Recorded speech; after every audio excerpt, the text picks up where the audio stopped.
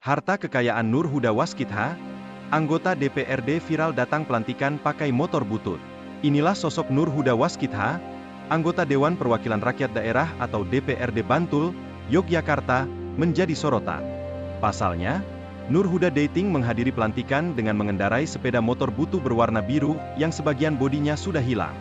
Hal tersebut jauh berbeda dengan sebagian besar anggota DPRD Bantul yang hadir dengan menggunakan mobil. Melansir dari laman LHKPN, Nur Huda kali pertama melaporkan harta kekayaannya pada 11 Juni 2024.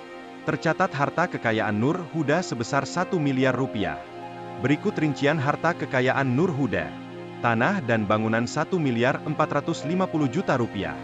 Alat transportasi dan mesin 77 juta 500 ribu rupiah. Harta bergerak lainnya 150 juta rupiah. Kas dan setara kas 12 juta 443.129 rupiah. Hutang 537 juta 750 ribu rupiah. Jadi total harta kekayaan 1 miliar 152 juta 193.129 rupiah. Nur Huda dalam kesempatannya menceritakan kehidupannya sebelum menjadi wakil rakyat. Ia mengaku pernah bekerja sebagai kuli bangunan. Profesi tersebut, dirinya lakoni saat pandemi COVID-19 masih melanda. Selain jadi kuli, Nur Huda juga bekerja sebagai petani serta peternak. Nur Huda juga mengaku pernah menjalani masa hidup yang keras. Ia sempat terlilit utang tidak lama selepas SMA. Kala itu, dirinya membuka usaha fotokopi. Namun, bisnis tersebut tak kunjung membuahkan untung. Utang-utang yang menumpuk berhasil Nur Huda lunasi pada 2019 berkat usaha di bidang pertanian.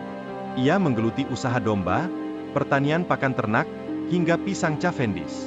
Nur Huda mampu mengumpulkan omzet sekitar 500 juta rupiah per bulan. Bahkan, dia memiliki 15 orang karyawan. Download Tribun X sekarang, menghadirkan lokal menjadi Indonesia.